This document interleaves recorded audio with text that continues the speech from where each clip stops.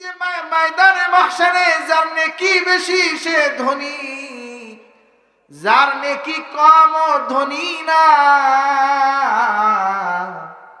হাসরের ময়দানে এমন একজন ব্যক্তি উঠবে যার নেকি অনেক, কিন্তু মানুষের হক নষ্ট করত। কি করত জোরে বলেন?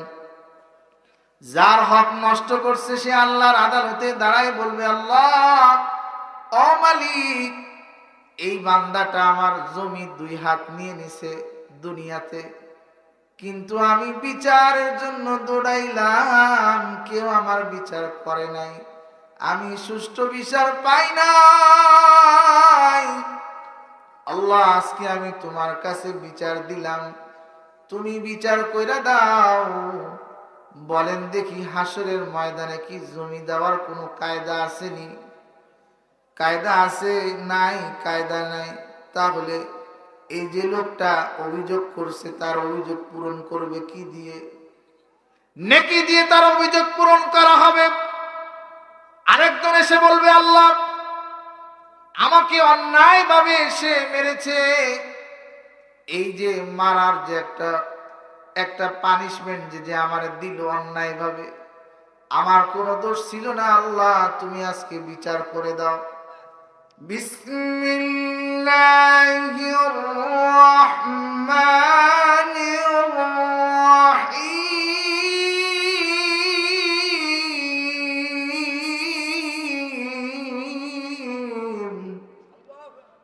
فأما الإنسان إذا ما ابتلاه ربه فأكرمه ونعمه فيقول ربي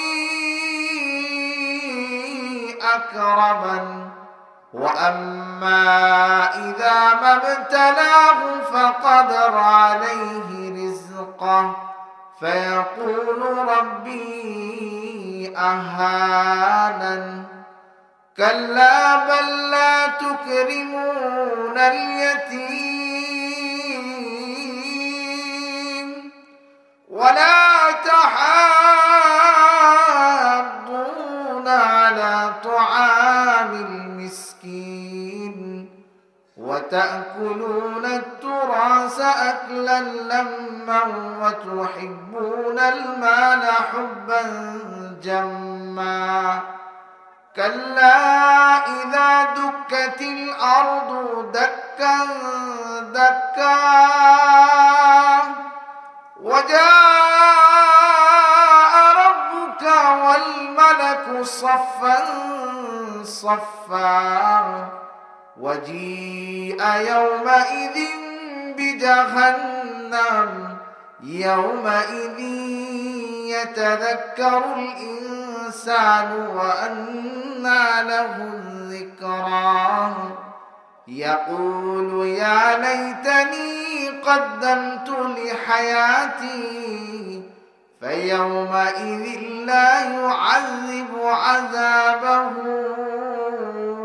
أحد وقال الله تعالى يا أيها الذين آمنوا لا تأكلوا أموالكم بينكم بالباطل إلا أن تكون تجارة عن تراض منكم ولا تقتلوا أنفسكم إن الله كان بكم رحيما وقال الله تعالى ونضع الموازين القسط ليوم القيامة فلا تظلم نفس شيئا وإن كان مثقال حبة من خردل أتينا بها وكفى بنا حاسبين وقال الله تعالى إن الذين يأكلون أموال اليتامى ظلما إنما يأكلون في بطونهم نارا وسيصلون سعيرا رسول الله صلى الله عليه وسلم الكيس من دان نفسه وعمل لما بعد الموت والعاجز من أتبع نفسه هواها وتمنى على الله رواه الترمذي أو كما قال عليه الصلاة والسلام محبت الشتى درود إبراهيم পাঠ করি اللهم صل على محمد وعلى آل محمد كما صليت على إبراهيم وعلى آل إبراهيم إنك حميد مجيد اللهم بارك على محمد وعلى آل محمد كما باركت على إبراهيم وعلى آل إبراهيم إنك حميد مجيد قول इनका मुख्तार खुदा तुमको बनाया कौन इनका मुख्तार खुदा तुमको बनाया उम्मत की निगहबान खुदा तुमको बनाया उम्मत की निगहबान खुदा तुमको बनाया मैं दूर हूँ मजबूर हूँ ऐ सैयदी आलम मैं दूर हूँ मजबूर हूँ ऐ सैयदी आलम दीदार दिखाते नहीं आवाज सुना दो दीदार दिखाते नहीं आवाज सुना दो तलवार बकत हूँ के निकल मैदान आसील तलवार बकत हूँ के निकल मैदान आसील दुश्मन के मुकाबिल तू लगा नारे तकबीर दुश्मन के मुकाबिल तू लगा नारे तकबीर আপনাদের সম্মুখে আমি এই 13টা আয়াত আপনাদের সামনে তেলাওয়াত করছি আল্লাহ যদি চায় আয়াত এবং হাদিসকে সামনে রেখে একটি গুরুত্বপূর্ণ বিষয় আমরা আজকে জানবো শিখব আল্লাহ যেন আমাদেরকে জানার ভিতরেই না মানার ভিতরে যেন সেই তৌফিক দান করেন সকলে বলেন আল্লাহুম্মা আমিন কোরআনে কারীমের আয়াতের ভিতরে আল্লাহ রাব্বুল ইজ্জাত ওয়াল জালাল শুরুতে যে কথা বললেন ফাআম্মাল ইনসানু ইযা মাবতালাহু রাব্বুহু ফাআকরামাহু ওয়া না'আমা আল্লাহ পাক জানায় দিলেন মানুষ যখন ভালো অবস্থায় থাকে তখন মানুষের ভালো যখন আসে তার সামনে তখন সে ভালোটাকে ভালো হিসাবে মনে করে না মনে করে এটা আমার জন্য বুঝি এক ধরনের বোনাস এই ধরনের মানুষ মনে করে কিনা মানুষের সামনে যখন ভালো কিছু আসে তখন এটাকে সে পরীক্ষা মনে করে না আল্লাহ বলেন দুইটা জিনিস আমি মানুষকে দান করি সেই দুই জিনিসের মাধ্যমে মানুষকে আমি পরীক্ষা করি সেটা কি সেটা আল্লাহ পাক সূরাতুল ফজরের 15 নম্বর আয়াতের ভিতরে স্পষ্টভাবে জানাই দিতেছেন ফাআম্মাল ইনসানু ইযা মাবতালাহু রাব্বুহু ফাআকরামাহু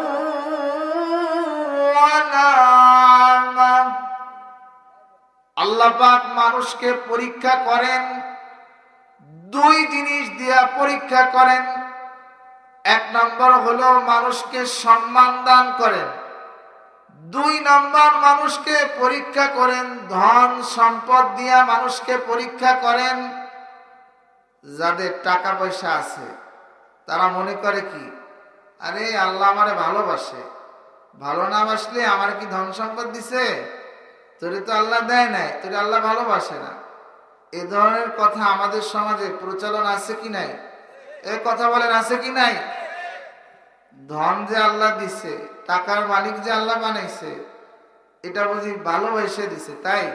ব্যাপারটা কি এমন? যদি আল্লাহ ভালোবেসে দিত তাহলে ফেরাউনরে এই যে বাদশাহী দিছে, ভালোবেসে দিছে, তাই? হ্যাঁ, নমরুদ শত শত টাকার মালিক, তার কি সম্পদের কম ছিল? আল্লাহ বুঝি ভালোবেসে দিছে, তাই? ব্যাপারটা এমন, যদি ভালোবাসা দিতই তাহলে আল্লাহ পাক শুধু তাদেরকে না, আল্লাহ এই পৃথিবীর যত মানুষ আছেন আল্লাহ সবাই ইচ্ছা করলে ধরি বানাই দিতে পারত কিনা? কিন্তু আল্লাহ দেন নাই। কেন দেন নাই? তার কারণ কি সেটা আল্লাহ নিজে বলছেন। মাবতালাহু, আমি যে যাকে দিব এই দুই জিনিস, সম্পদ, সম্মান, এটা এমনি দিব না। দেওয়ার কারণ হলো আমি আল্লাহ তার কাছ থেকে পরীক্ষা নিব। তার মানে হলো সম্পদ পেয়ে কেউ যদি মনে করে এটা নিয়ামত, নিয়ামত মনে করা যাবে না। সম্পদ যাকে আল্লাহ দিলেন তাকে মনে করতে হবে এটা আল্লাহ আমাকে দিয়ে পরীক্ষা করতেছেন, পরীক্ষা হিসাবে দেখতে হবে। পরীক্ষা ছাড়া কেউ যদি সম্পদটাকে নিয়ামত মনে করে তাহলে কিন্তু সে গাফেল হয়ে যাবে। যদি সে মনে করে না এটা আল্লাহ আমাকে দিছেন, এই কারণে দিছেন, এর হিসাব আল্লাহ আমার কাছ থেকে কড়ায় গন্ডায় হিসাব নেবেন, এই সম্পদটাকে আমাকে কোথায় ব্যয় করতে হবে, কোন জায়গায় ব্যয় করলে আল্লাহ খুশি হবেন, কোন জায়গায় ব্যয় করলে আল্লাহ নারাজ হবে।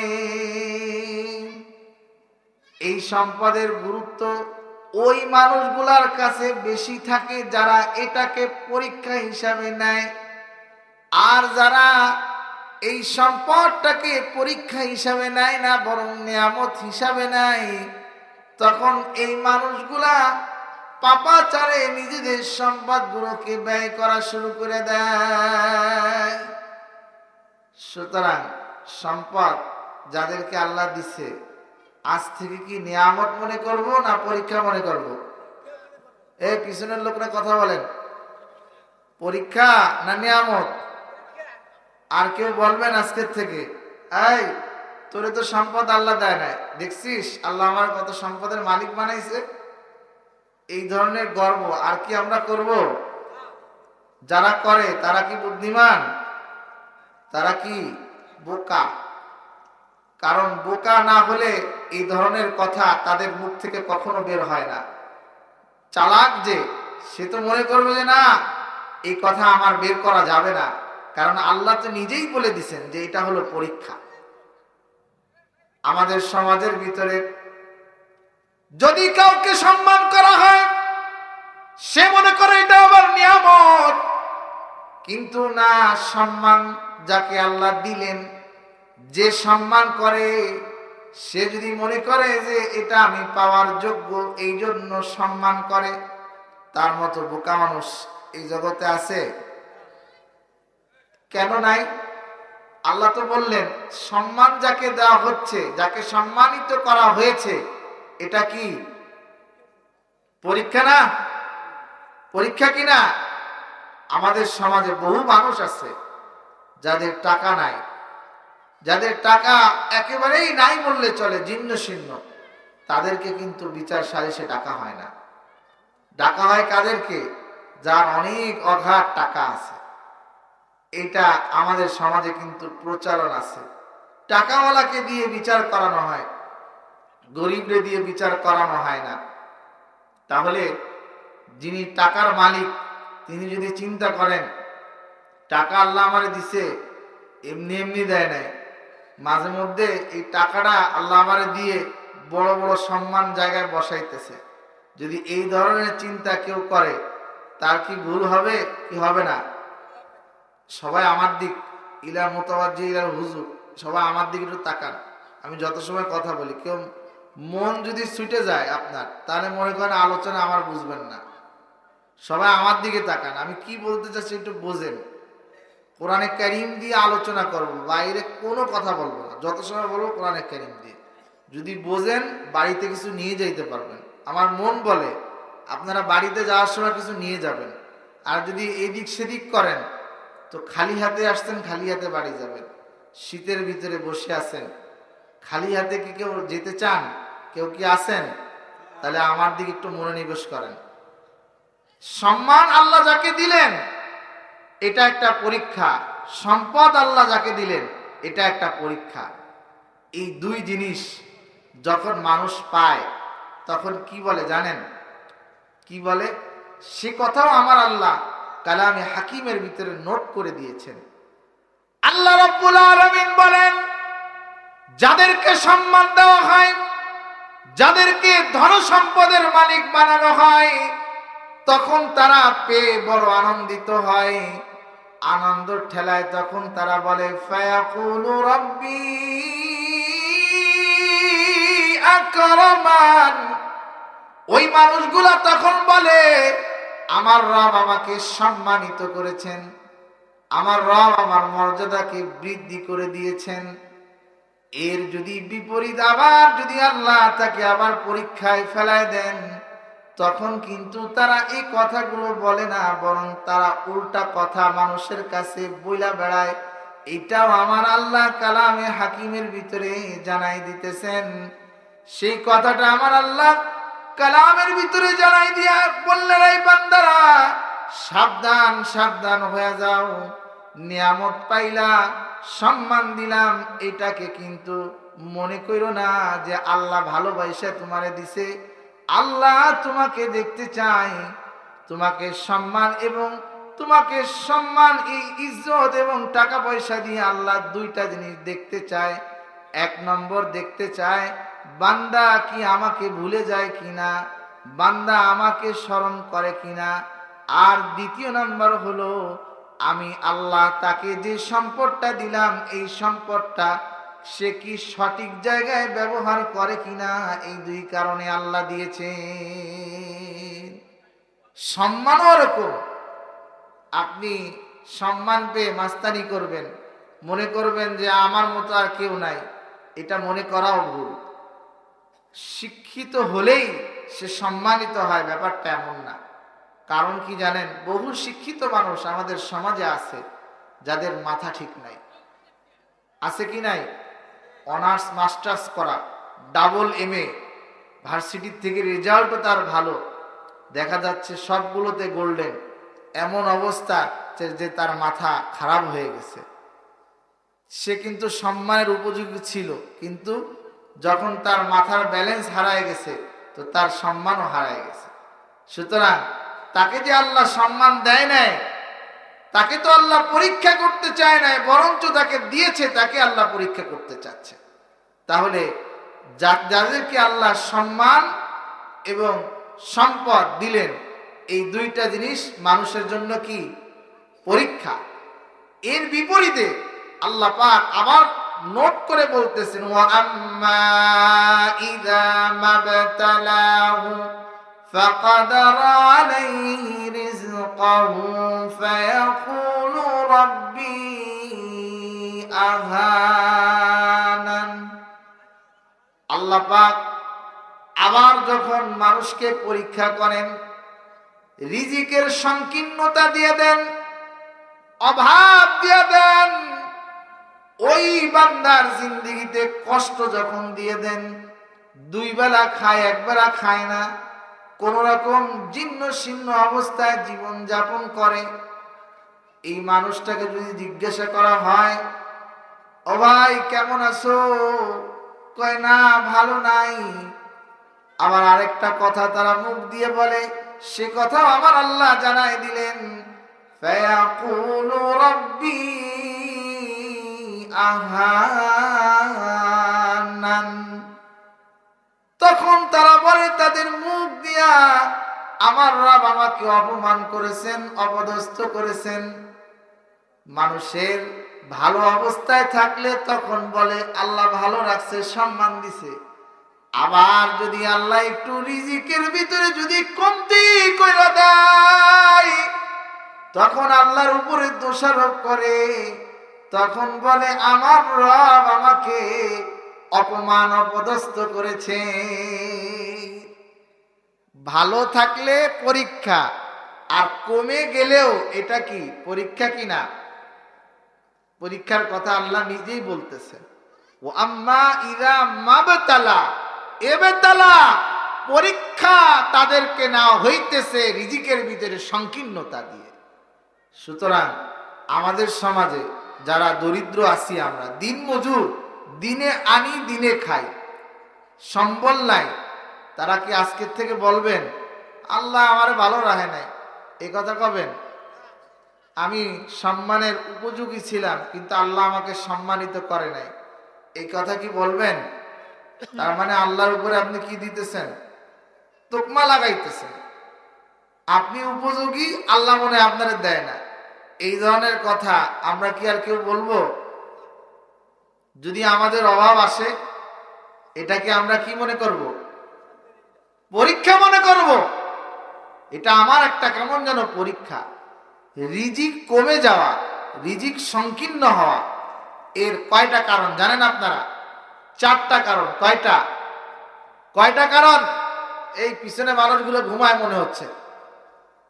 একটু জিকিরের সঙ্গে সঙ্গে সামনে আগাছেন, লা ইলাহা ইল্লাল্লাহ, লা ইলাহা ইল্লাল্লাহ, লা ইলাহা ইল্লাল্লাহ। জিকির করেন আর সামনে আগাছেন, লা ইলাহা। পিছনের বাবারা একটু সামনে আগে আসেন। এলোমেলো হলে আলোচনা করে মজা লাগতেছে না, আপনারা এলোমেলো সবাই, একটু মনোযোগী হন। এদিকে একটু মনোযোগী হলে কথাগুলো শুনলে উপকার হবে। কয় কারণে রিজিক সংকীর্ণ হয়ে যায়? 4টা কারণে মানুষের রিজিক সংকীর্ণতা হয়ে যায়। সেই কথাও আমার আল্লাহ কালামে হাকিমের ভিতরে জানাই দিচ্ছেন। তার প্রথম নাম্বার কারণ হলো, কাল্লা বাল লা তুকরিমুনাল ইয়াতীম।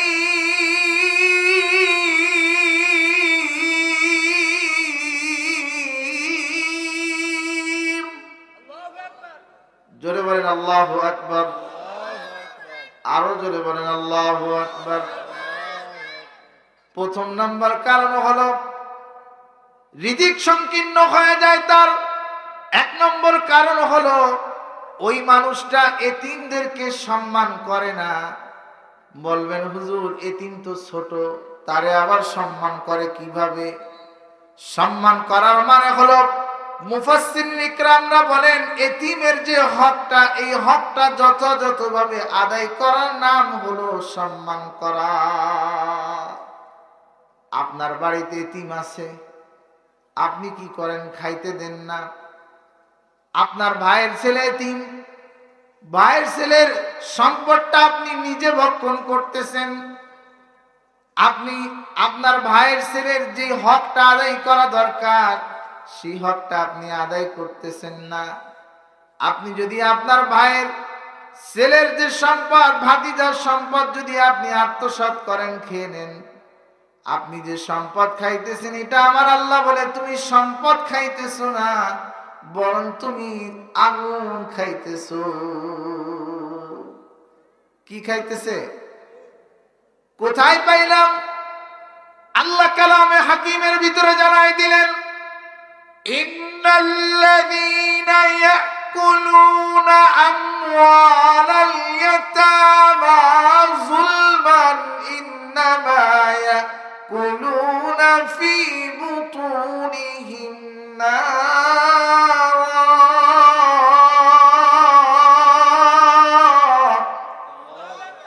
ওয়া সায়াসলাউনা সাঈরা।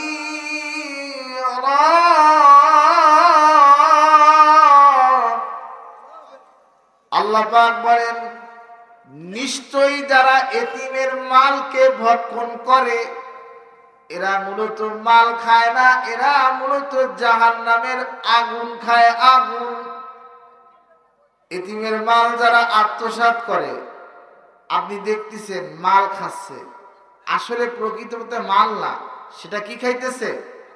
কেউ কি আছেন আপনারা আগুন খাওয়ার পক্ষে যে না হুজুর আমি আগুন খাবো?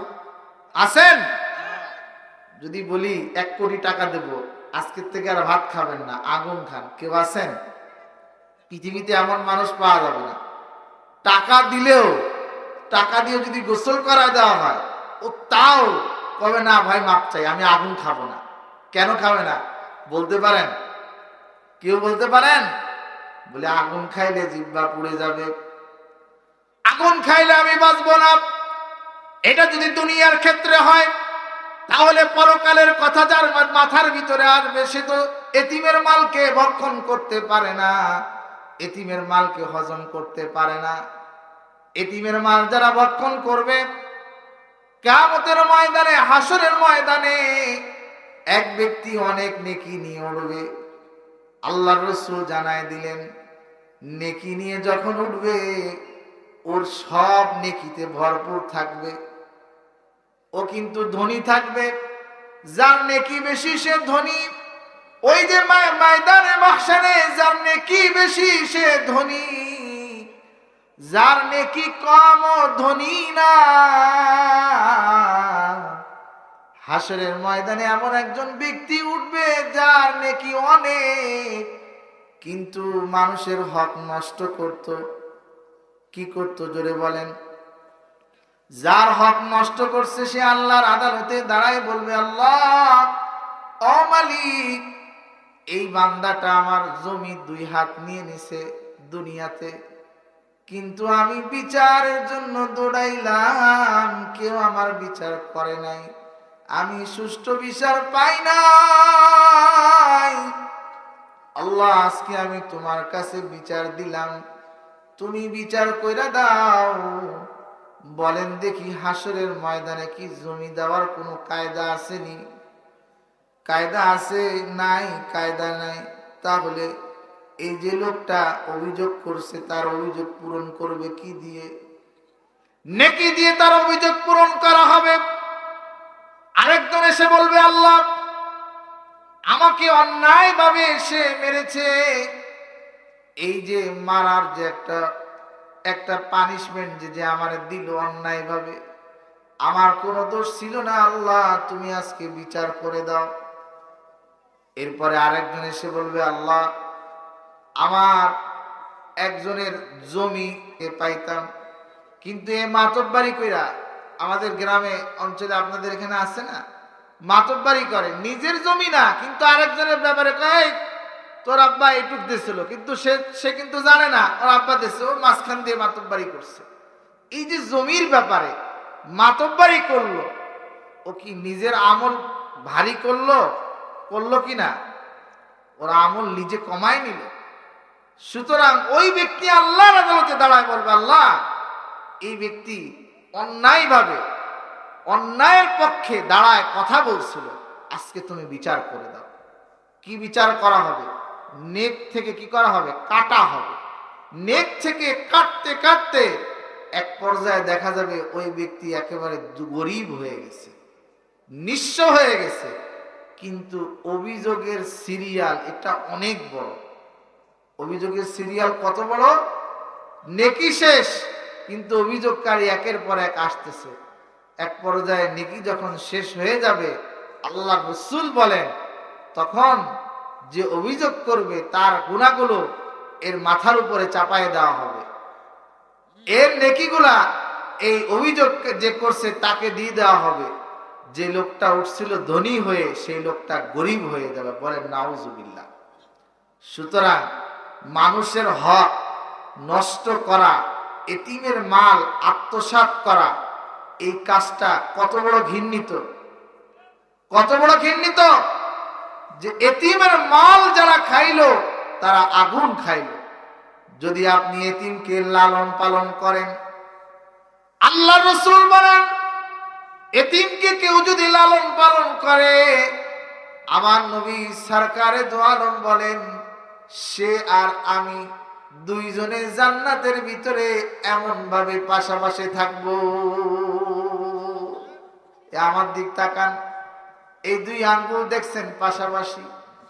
এতিমের দায়িত্বশীল আর আমার নবী জান্নাতের ভিতরে এমন পাশাপাশি থাকবে। তাহলে এতিমের দায়িত্ব এটা কান্দে নিতে হবে কিনা? জোরে বলেন, হবে কিনা? আমরা এতিমের দায়িত্ব নিতে ভয় পাই, এতিমের দায়িত্ব নিতে চাই না।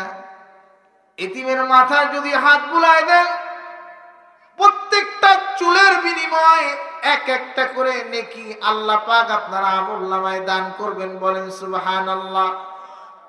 এতিম যে আপনার বাড়িতে থাকে, এটা আপনি মনে করেন না যে আপনি তার উপরে দয়া করতেছেন। আপনি দয়া করেন না, বরং আল্লাহ এতিমের উসিলায় আপনাকে রহম করতেছে। এতিম কয় ধরনের হয়? দুই ধরনের হয়। এক ধরনের এতিম যাকে সাহায্য সহযোগিতা করতে হয়, আরেক ধরনের এতিম আছে সে কিন্তু সাহায্য চায় না, শুধুমাত্র তাকে একটু ভালোবাসা দিলেই সে খুশি হয়ে যায়। আপনার ভাতিজা, আপনার ভাই অনেক সম্পদ রেখে গেছে, আপনার ভাতিজা আপনার কাছ থেকে সম্পদ চায় না, শুধুমাত্র একটু ভালোবাসা। এই ভালোবাসাটুকু আপনার ভাতিজা আপনার কাছ থেকে চাইতেছে। সুতরাং আমরা যদি এই ভালোবাসাটুকু যদি না পারি, তাহলে আমরা নবীর সঙ্গে জান্নাতে থাকতে পারবো না। সুতরাং এতিমের ব্যাপারে আমাদেরকে কি করতে হবে? সতর্ক থাকতে হবে। যদি এতিমকে সম্মান না করা হয়, তাহলে কি হবে? আমার রিজিকের ভিতরে কি হবে? সংকীর্ণতা আসবে। এ হলো এক নম্বর কারণ। দুই নম্বর কারণ, আমার আল্লাহ কালামে হাকিমের ভিতরে জানায় দিলেন, ওয়ালা তাহাদ্দুনা আলা তুআমিল মিসকিন।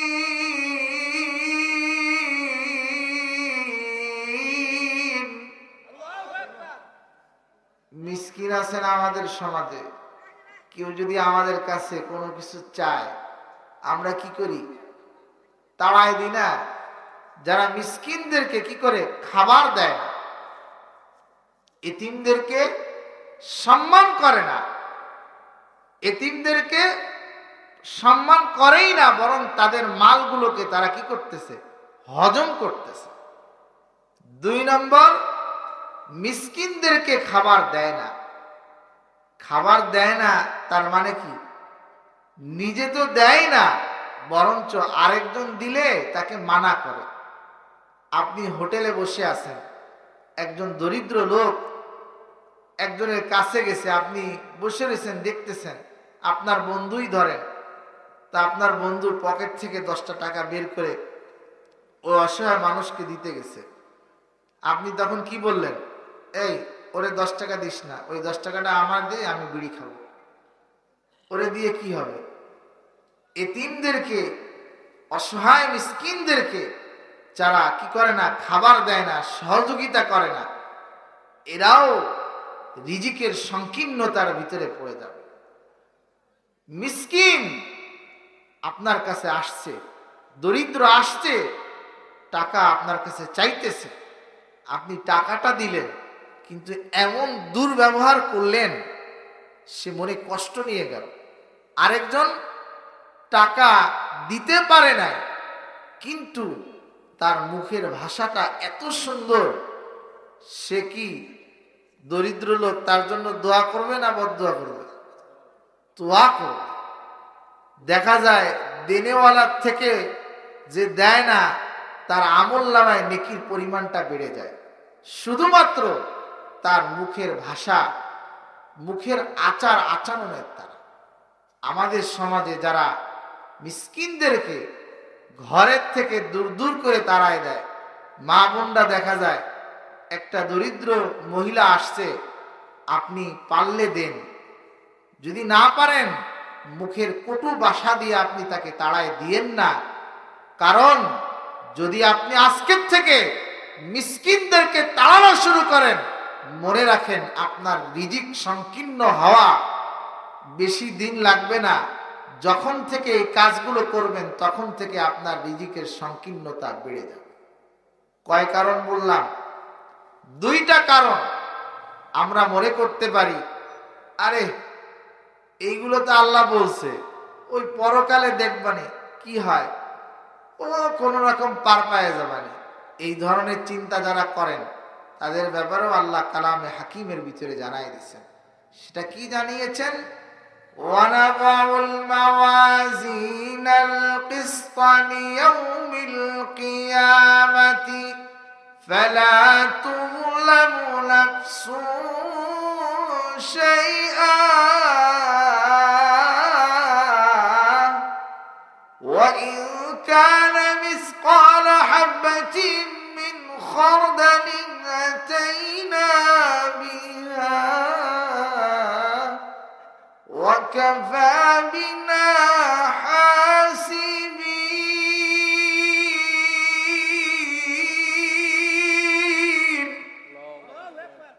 আমরা যারা মনে করতেছি পরকালে ফাঁকি দিয়ে চলে যাব, শুনে রাখেন ভালো করে, কান খাড়া করে, রংপুরের মুসলমানেরা এই কথা যারা চিন্তা ভাবনা করে নিছেন, ভালো করে মাথায় বালিশ দিয়ে একটু ভাবেন। আল্লাহ নিজে জানাই দিলেন ওয়ানাফাউল মাওয়াজিনাল কিসতা লিয়াউমিল কিয়ামাতি ফালা তুযলামু নাফসুন শাইয়া।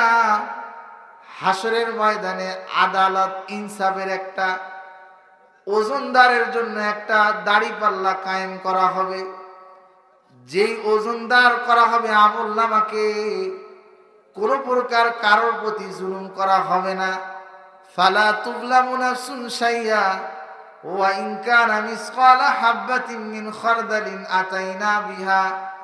কেউ যদি অনুদানা পরিমাণ যদি কেউ নেক আমল করে, আল্লাহ সেটাও নিয়ে আসবেন এবং সেই ভালো কাজের তাকে প্রতিদানও দিয়ে দিবেন।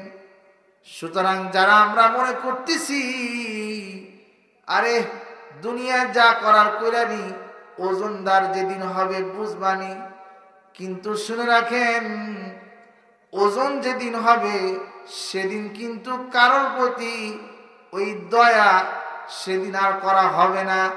আল ইয়াউমা তুজজা কুল্লু নাফসিন বিমা কাসাবাত লা যুলমা আল ইয়াউম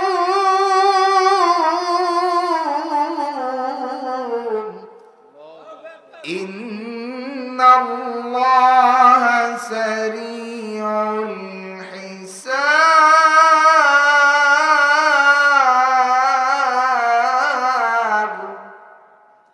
সেদিন তুজজা কোন প্রকার কার্পণ্য করা হবে না, প্রতিদান দেওয়ার ব্যাপারে কোন প্রকার কার্পণ্য করা হবে না, কারোর প্রতি জুলুম করা হবে না। ওই হাসরের ময়দানে যে যতটুকু পাবে তাকে অতটুকু দেওয়া হবে, কাউকে বাড়ায় দেওয়া হবে না, কাউকে কমায় দেওয়া হবে না। কারণ কি জানেন? আল্লাহ বলেন ইন্নাল্লাহা সারিউল হিসাব।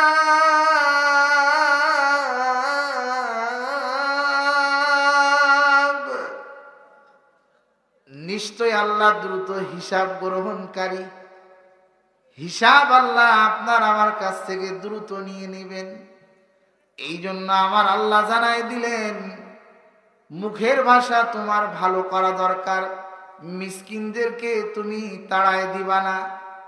আমার আল্লাহ এর পরের আয়াতে জানাই দিলেন যদি তুমি এই গুণে রোগী হয়ে যাও, রিজিক সংকীর্ণ তোমার চলে আসবে। আল্লাহ পাক বলতেছেন ওয়াতাকুলুনা তুরাসা আকলাল লাম্মা।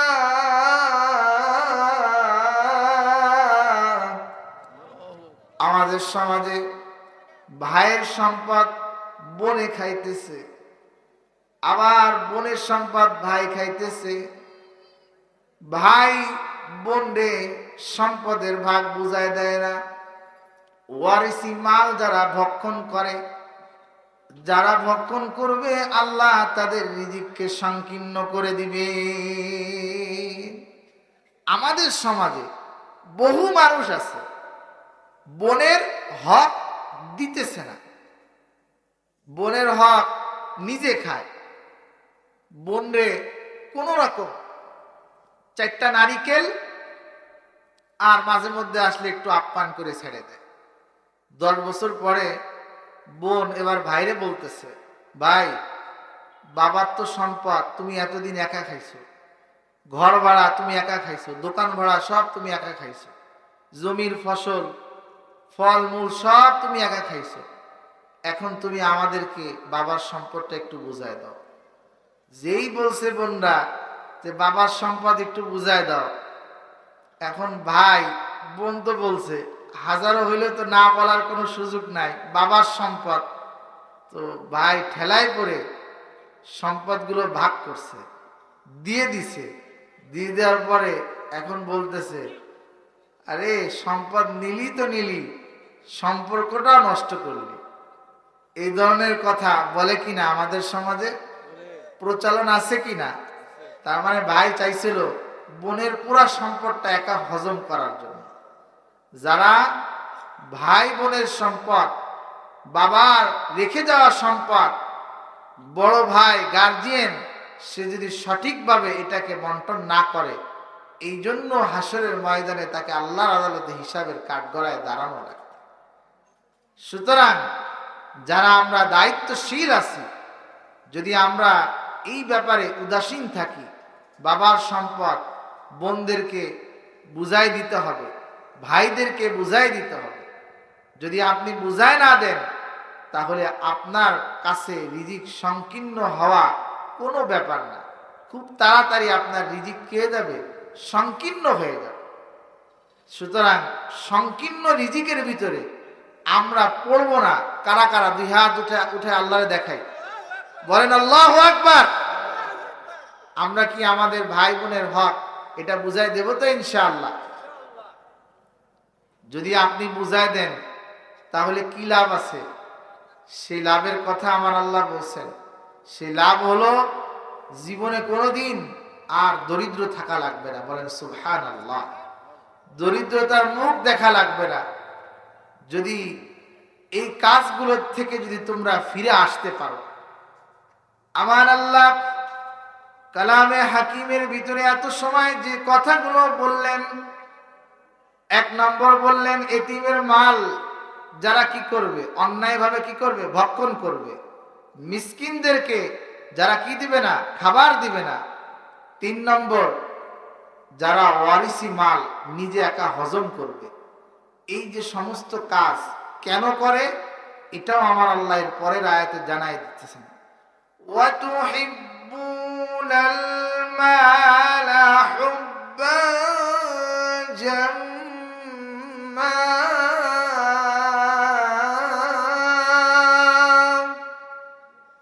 এই সমস্ত কাজগুলা এ কারণে করে 2 জিনিসের কারণ।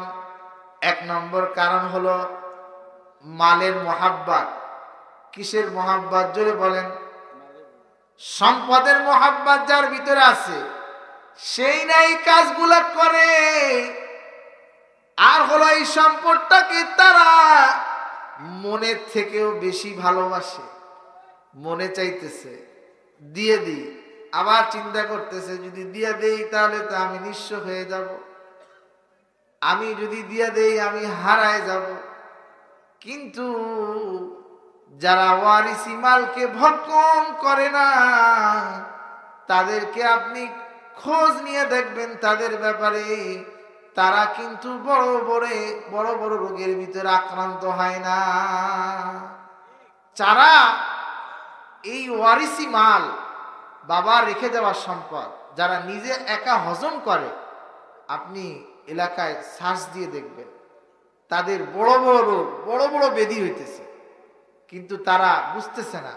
তারা মনে করতেছে আল্লাহ দিতেছে, কিন্তু কেন দিতেছে শুধুমাত্র এই ওয়ারিসি মাল ভক্ষণ করার কারণে।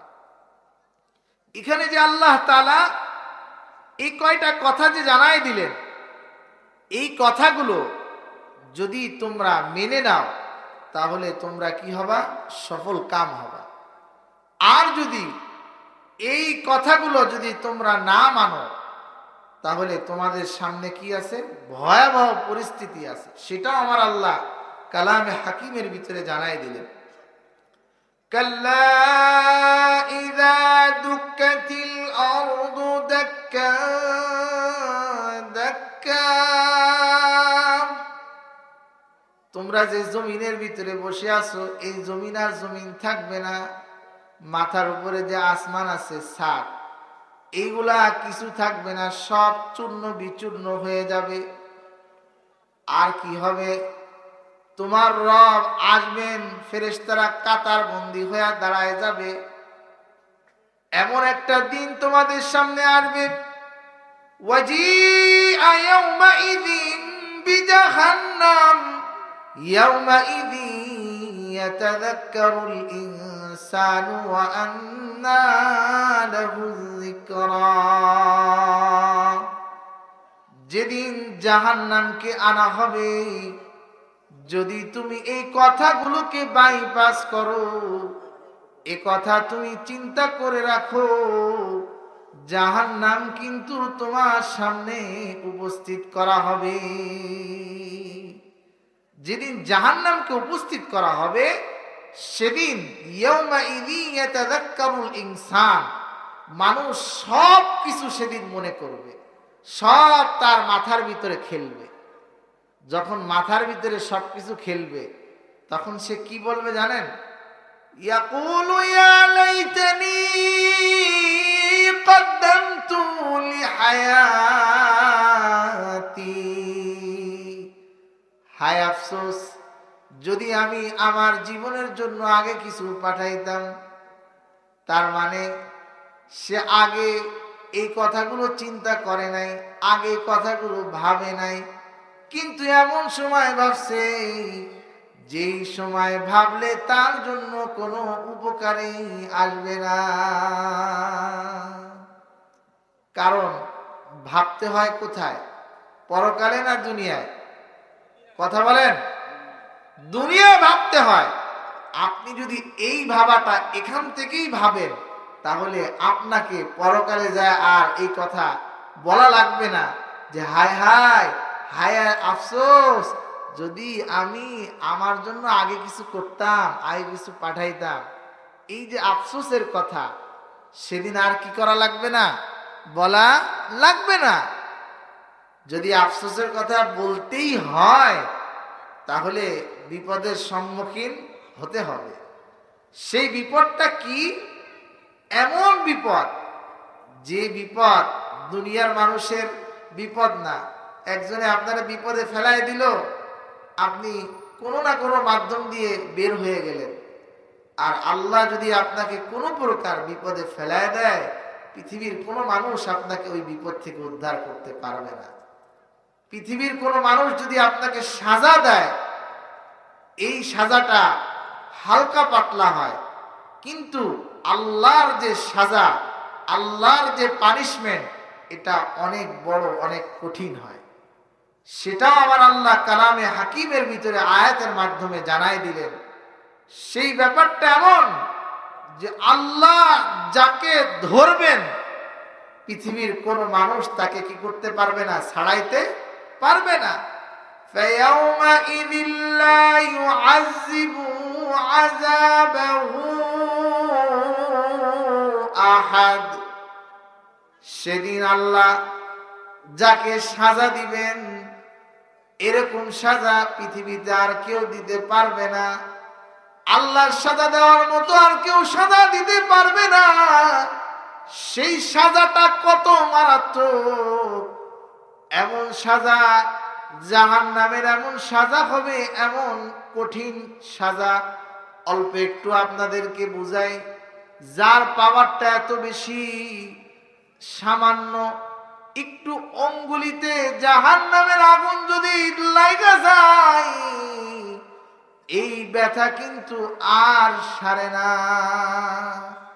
শাহ ওলিউল্লাহ মুহাদ্দিসে দেহলভী, আপনারা নাম শুনছেন, জগৎ বিখ্যাত মুহাদ্দিস শাহ ওলিউল্লাহ মুহাদ্দিসে দেহলভী। উনি কে ছিলেন? উনি একজন আশিকে রাসূল ছিলেন, তিনি আল্লাহর নবীর আশিক ছিলেন। শাহ ওলিউল্লাহ মুহাদ্দিসে দেহলভী উনি মদিনায় ছিলেন।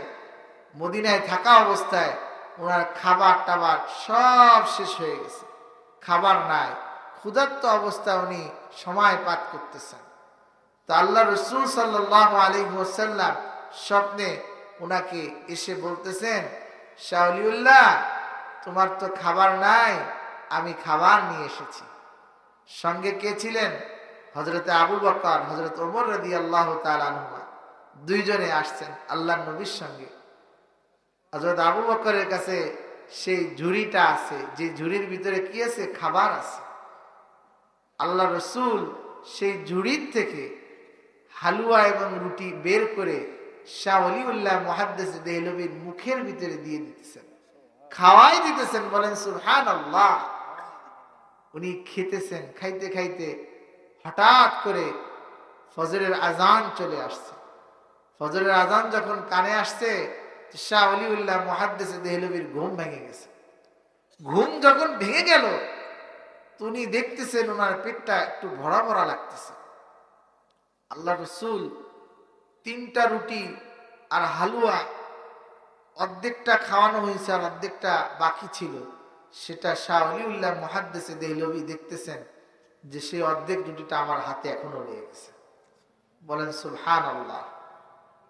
এই শাহ ওলিউল্লাহ মুহাদ্দিস দেহলভীর জামানায় এক ওয়াকিয়া, ওনার জামানায় এক ধনী লোক ছিল।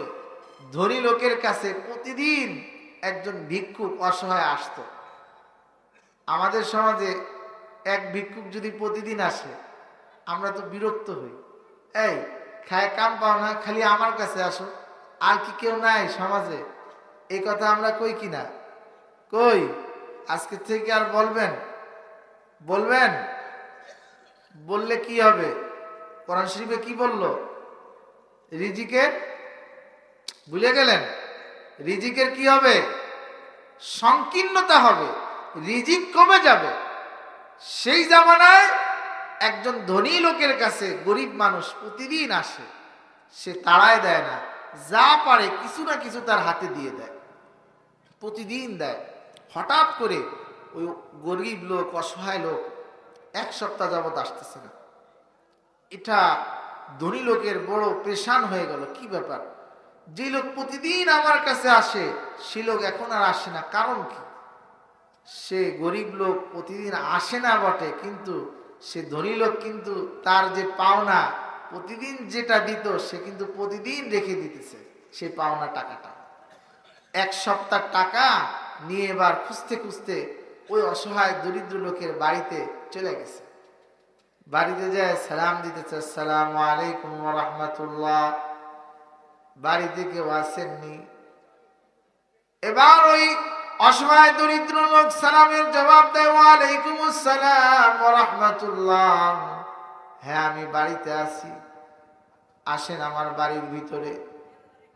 ধনী লোক দেখতেছে ওই গরিব লোক খুব অসুস্থ, বিছানার মধ্যে পড়ে আছেন। এবার ধনী লোক বলতেছে গরিব লোককে, ভাই আপনি 1 সপ্তাহ যাবত আমার বাড়িতে যান না।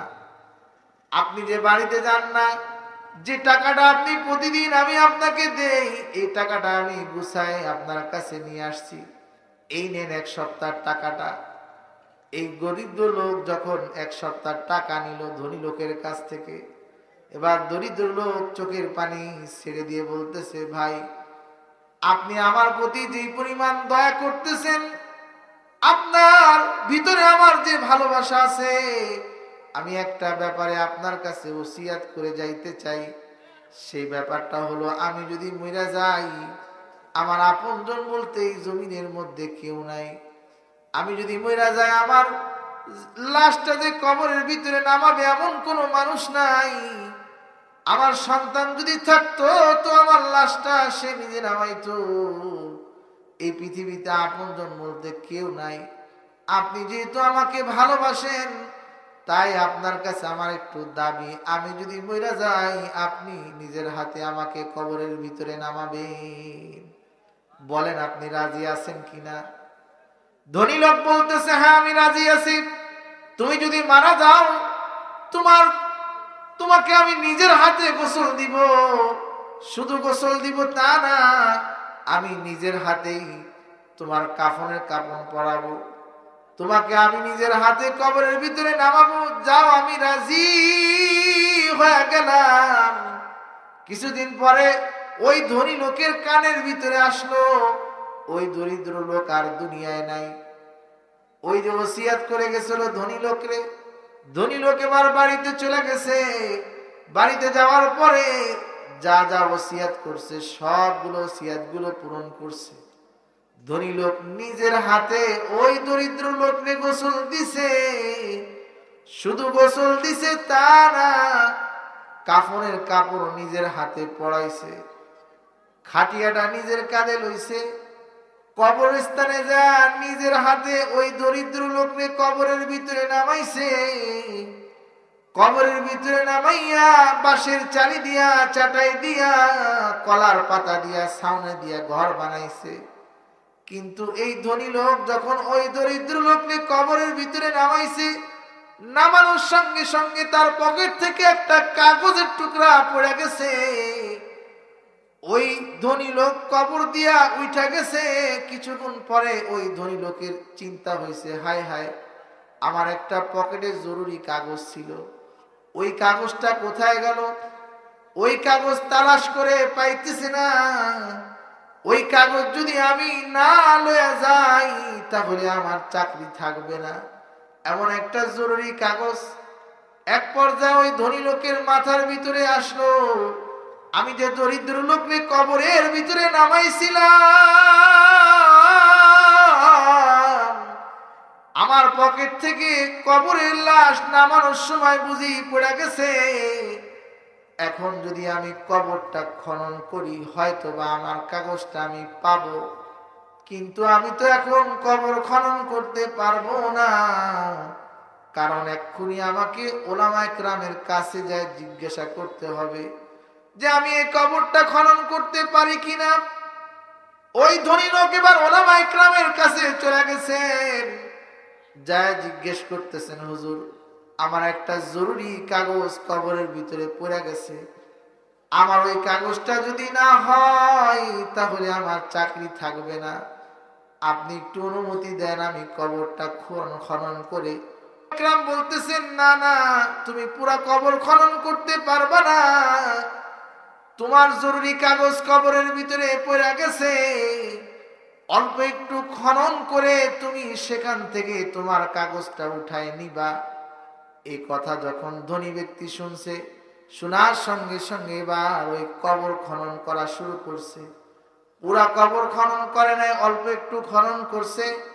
অল্প একটু খনন করার পরে আল্লাহর কি রহমত, যেই খনন করছে, খনন করার সাথে সাথে ওই যে কাগজের টুকরাটা সে পেয়ে গেছে।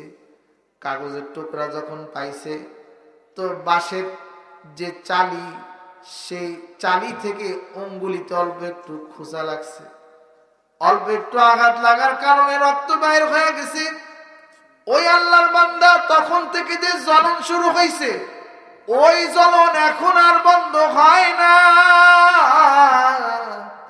সারাদিন জ্বলনের ভিতরে অস্থির, ডাক্তারের কাছে গেছে, জ্বলন বন্ধ হয় না, ওষুধ খাইতেছে, জ্বলন বন্ধ হয় না।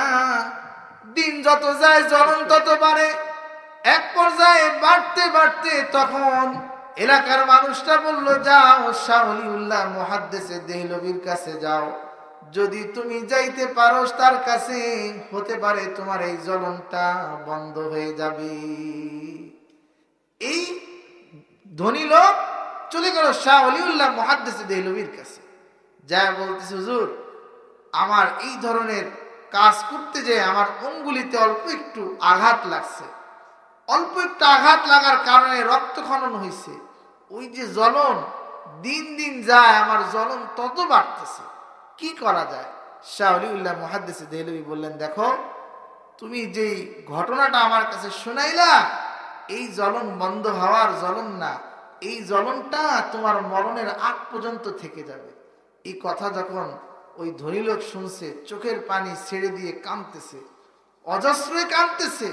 কাঁদতে কাঁদতে তার এক ধরনের ভয় মনের ভিতরে চলে আসছে। সে ভয়টা কোন জায়গার ভয়? কোন জায়গার ভয় বলতে পারেন? ওই যে পরকালের